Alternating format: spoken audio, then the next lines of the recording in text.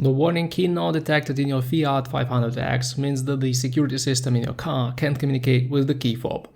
In many cases, the problem is with the key fob battery. You may start the car by holding the fob near the start button.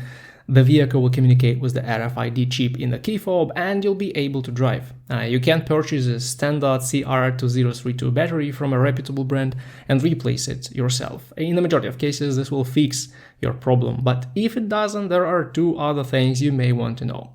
First of all, the radio frequency hub module is responsible for the keyless entry and start features. This module is located in the very bad place for an electronic device. It's placed here on the left side of the vehicle behind the plastic trim in your trunk. And if the rubber seal leaks some water, this water gets precisely on the connector. This may cause module death because of water damage. In such cases, you may clean the connector with a good contact cleaner and try to reseal the leak in place. But in most cases, the new module will need to be installed and programmed by a professional mechanic. And the second problem is that this radio frequency hub may lose its settings and require calibration in the dealership. There were several service bulletins, for example, the bulletin number 080517. It tells the technicians to reflash the module in case it develops a glitch. But if it's a module glitch that needs reflash, you will experience weird glitches like the car may display key not detected,